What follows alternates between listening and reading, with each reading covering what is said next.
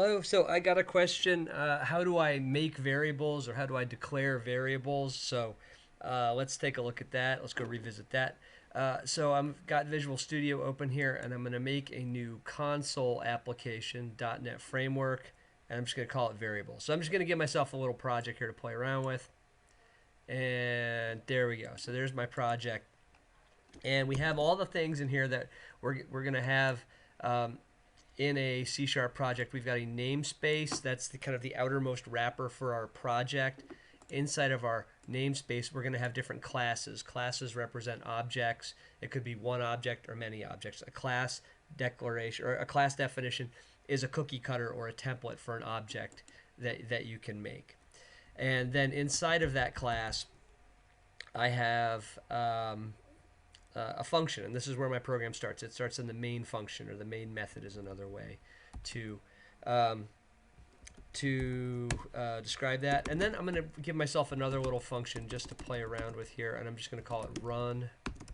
So in C#, when you make a function, your function has a name, just like it did in Pico 8. It has an argument list, or a list of inputs. This function takes no inputs. And functions have to specify their return value or their return type. So this function returns nothing, so that return type is void. And then up here I'm going to make myself a new program, program p equals new program, and then I have pretty much everything I need. So already right here I have declared a variable. I've made a variable called p, and what does p hold, or what does it point to? It points to a program. Well, where was a program defined? Well, it's right here. It's my class. I'm saying make me one of these classes and call its run function. So down here in the run function, let's go make some variables or declare some variables. We'll use we'll make some of the most common types of variables. There are thousands of types of objects you could make. Some of them are already built into the language. You can design your own, but we're just going to talk about the very primitive types that are built into the language here. So what kind of thing do we need to store in a C# program? Well, how about a number, like a score or an integer? So if I want to make a variable called score, I have to say what type of data does score contain? And our score is going to contain an integer. And now I have to give the variable a name. So what I've done here is I've said, make me a variable to store an integer, and I'm going to call it score. And everything in C# ends with a semicolon, or every statement does. Now, I've got a little error here, or a message. It just says I haven't used it yet. That's okay. If I don't give this thing a value, it's going to default to, or have an initial value of 0. Usually when you declare a variable, which is what this is called, you're saying, I want you to make me a variable called score that stores an integer. And then you give it an initial value. This is called initializing the value. So this is declaring the value. Or declaring the variable. Okay, I want a variable with this name that stores this type of data. I've declared that I want that thing. And then I'm going to initialize it with a value of 100. And then let me write that out to the console here, just so we can see it run. So to write something to the console, if you type CW and hit tab twice, that will expand to console.writeLine. And I'll say the score is, and now this is text. It's in double quotation marks. That means it's text plus score. So watch what happens. It's going to write out the word score equals plus whatever is contained in score. So let's run this. To run it and have the console stay open, I'm going to go up to debug and say start without debugging up here. Control F5 would have done that too. And now if I run this, you'll see it says score equals 100 plus any key to continue. So you can see that score had the value of 100. If I changed that to be 99, and I control F5 it again, see now it says score equals 99. So what I did was I declared a variable called score that contains an integer, and I assigned 99 to it.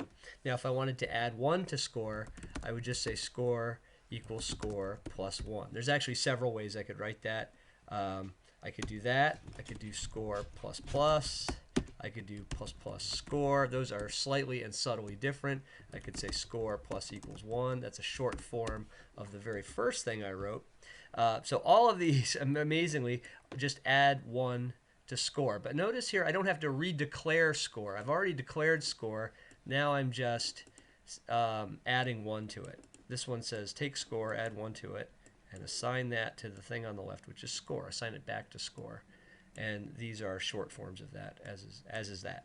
So now if I run this of 99, 100, 101, 102, 103, let's control F5 that and just see that it works. There it is. Score is 103. All right.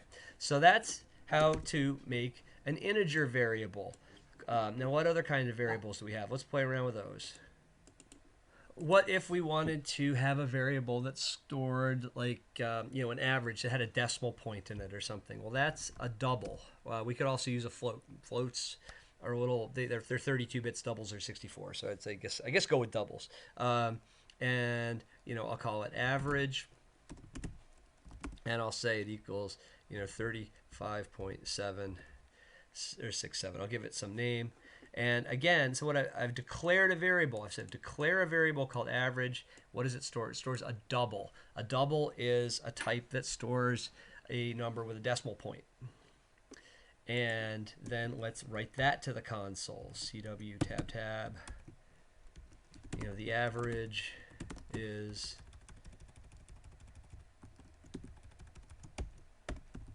and then let's print that out.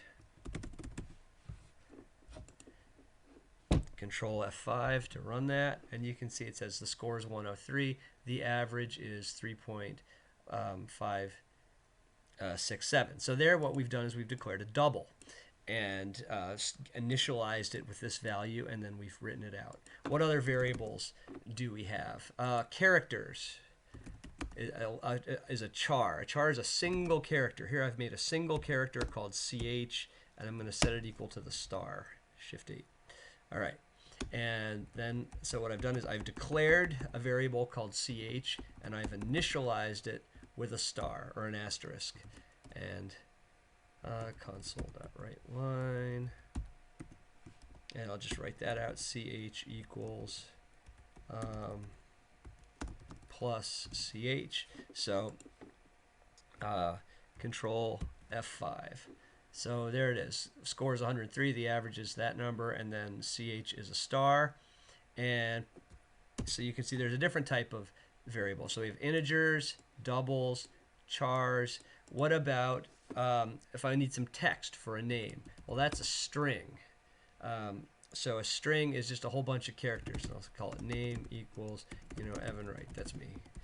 Okay, so notice that the text is supplied inside of double quotation marks. And then I can print that out, console.writeLine, name is,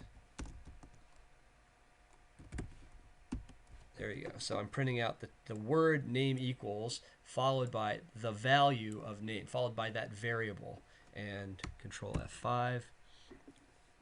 And you can see it prints out name equals Evan Wright. So it's the text followed by the value of the variable. What other types of values or variables are we going to use frequently? Well, there's the bool type. Bools are true, false. Game over. I'll make a variable called game over. I'll declare a variable called game over, and I'll set it to false. True and false are built into the C# language. And then let's print out that. Game over equals, now this will be interesting. Can I actually print out a Boolean? I'm not sure. Let's see how that prints out. Control F5. Okay, so it actually printed out with a capital F. That's interesting. So there's another data type. We've got int, double, char, is a single character. Notice a single character, single quotation marks. A string is a string of characters inside of the double quotation marks. Bool is a true-false value. And then, like, what's another one? I guess I will talk about float because I'm sure we'll see that at some point. Float is another type of number that holds a decimal point, and I'll call this like temperature or something equals 98.6. And now the problem here is when the compiler runs into 98.6, it assumes it's a double. It assumes it's a 64-bit number. So you have to say somehow that this is actually it's a float and not a double. And to do that, you put the letter F after it. So what this is 98.6 as a float, which means it's 32 bits long and not 64 bits long. And then let's print that out.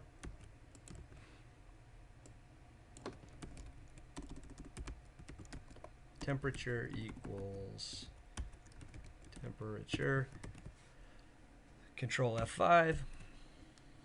There you go. So those are there's our temperature. So there are some very commonly used data types. We have the integer, the double, which is a number with a decimal point. That's 64 bits. It stores its quantity in 64 bits, which is a pretty big quantity. The char, that's a single character inside of single quotation marks. String, that's a string of characters, or text. A bool is a true-false value.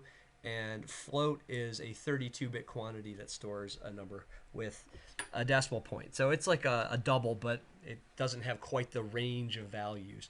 Most of the time, floats will work fine for you, though. So there you go. That is how you declare variables and initialize them. And there are all sorts of data types inside of the .NET framework, inside of the C# language. And you can make your own types, which is super cool, super powerful. But that should get you up and running using variables.